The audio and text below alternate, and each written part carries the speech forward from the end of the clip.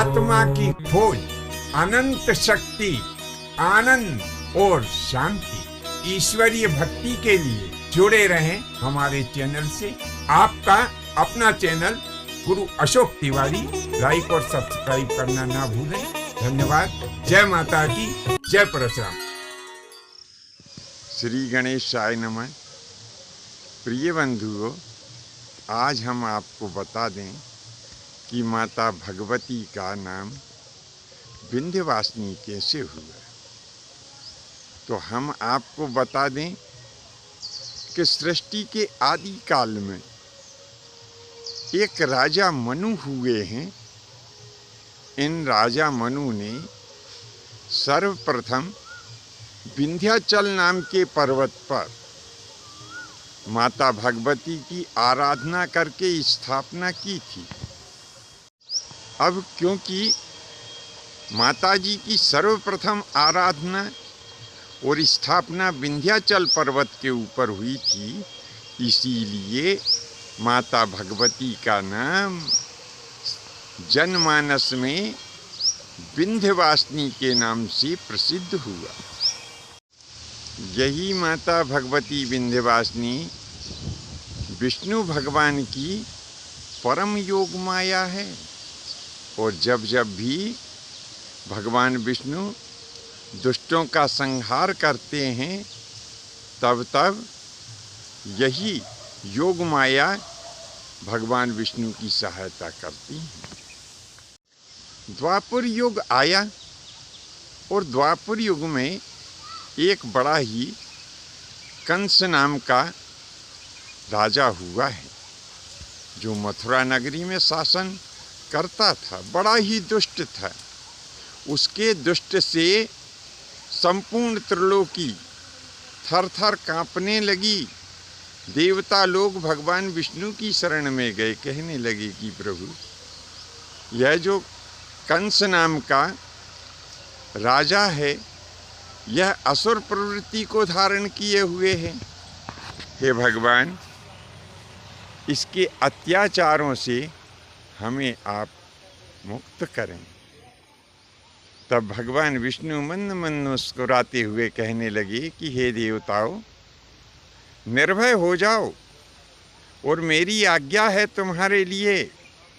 जाकर के ब्रजमंडल में जो गोकुल नाम का गांव है, वहाँ तुम सब लोग गोप और जो देवांगनाएं हैं, वे गोपिका के रूप में अवतार ग्रहण करें।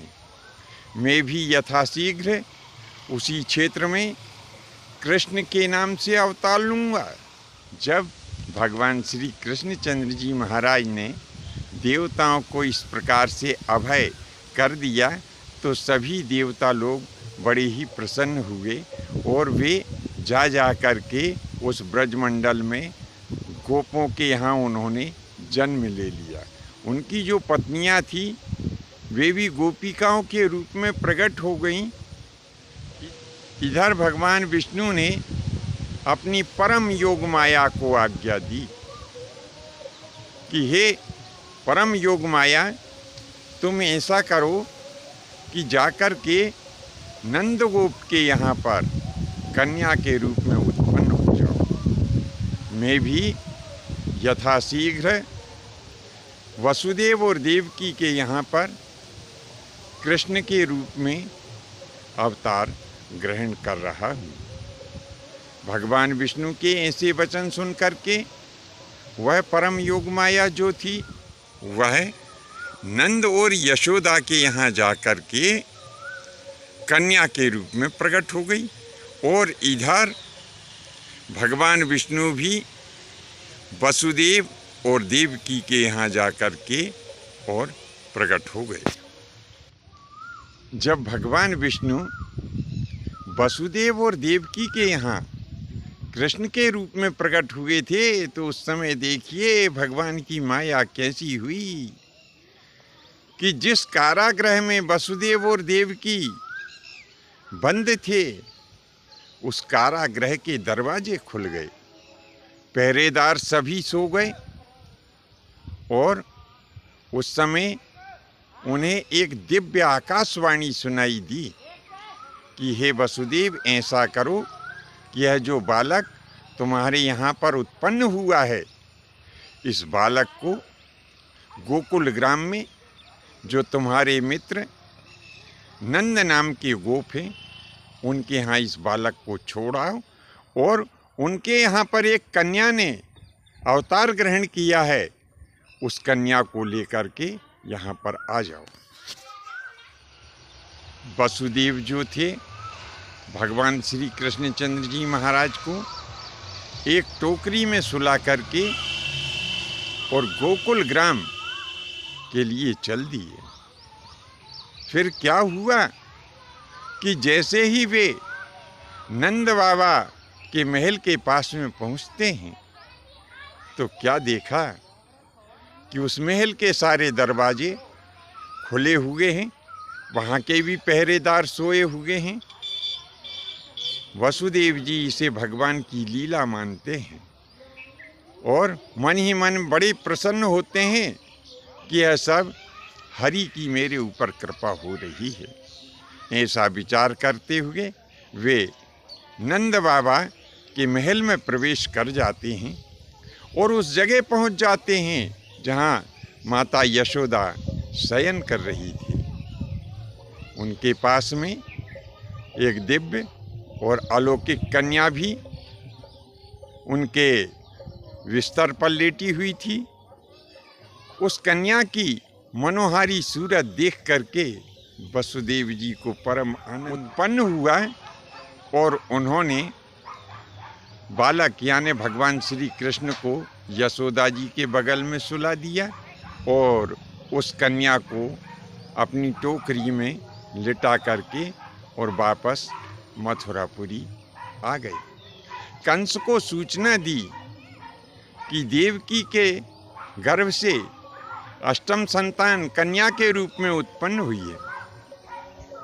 कंस जो था दौड़ा दौड़ा आया, देखा अरे यहाँ तो पुत्र होना चाहिए था, लेकिन ये तो कन्या है।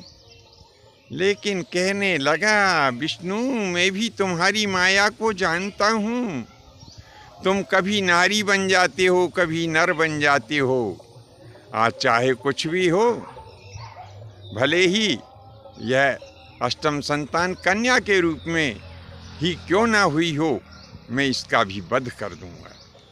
ऐसा कहते हुए कंस ने उस कन्या को उठाया और उस शिला के पास में आ गया। चारों तरफ उसने उस कन्या के दोनों पैर पकड़ लिए और चारों तरफ उसे घुमाया और जैसे ही वह शिला के ऊपर पटकना चाहता था वैसे ही कन्या उसके हाथ से छूट गई, उसके मस्तक के ऊपर पैर रख करके और आकाश मार्ग में जाकर के स्थित हुई। उस समय वह कन्या दिव्य विद्युत यानी बिजली के समान चमक रही थी। आकाश में स्थित होने के पश्चात कन्या गंभीर वाणी में कंस से कहने लगी, अरे दुष्ट, तू मुझे क्या मारता है? तेरे मारने वाला तो गोकुल में पैदा हो गया है। ऐसा उस कन्या के मुख से जब वचन सुना तो कंस का क्रोध और बढ़ गया और उसने भगवान श्री कृष्णचंद्र जी महाराज को मारने के लिए तरह तरह के हथकंडे अपनाए। ये कथा सब लोग भागवत में कई बार सुन चुके हैं, इसीलिए यह कथा हमने संक्षिप्त में कही है। अब यहाँ पर हम मात्र माता भगवती विंध्यवासिनी की कथा से संबंधित कथा ही आप लोगों को सुनाना चाह रहे हैं।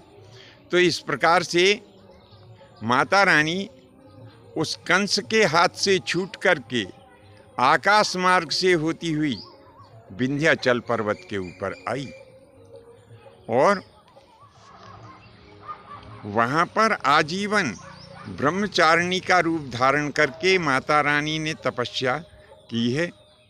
तो इस प्रकार से माता विंध्यवासिनी भगवान बलदाऊ जी, जिन्हें बलराम जी भी कहा जाता है, तो भगवान बलराम जी और भगवान श्री कृष्णचंद्र जी महाराज की बहन भी हैं। अब इन्हें जो विंध्यवासिनी कहा गया है उसका एक कारण और भी है कि माता भगवती विंध्याचल पर्वत की अधिष्ठात्री देवी हैं, इसीलिए इन्हें विंध्यवासिनी के नाम से पुकारा जाता है। इसी प्रकार से माता रानी संपूर्ण चराचर जगत का मूल बीज होने के कारण इनका एक नाम जगत में बीजासेन के नाम से भी विख्यात हुआ है।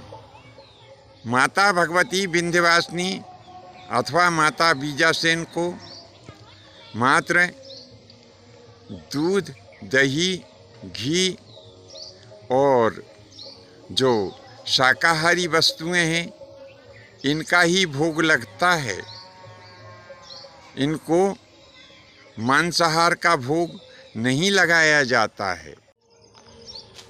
माता बीजासेन किसी भी प्रकार की बलि को स्वीकार नहीं करती हैं, लेकिन फिर भी कुछ स्वार्थी लोग जिनमें ज्ञान नहीं है वे माता रानी की मूर्ति के सन्मुख नाना प्रकार की बलि प्रथा अपनाए हुए हैं, जो कि गलत है। ऐसा नहीं होना चाहिए। क्यों कि माता रानी ने गोपकुल में प्रकट होकर के इस जगत का कल्याण किया है। इनका मूल भोग दूध, दही, घी और इनसे निर्मित पदार्थ तथा शाकाहारी वस्तुओं से निर्मित पदार्थ ही इनका मूल भोग होता है। तो बंधुओं, आज की यह कथा आपको कैसी लगी नीचे कमेंट्स बॉक्स में लिखें। आज के लिए बस इतना ही।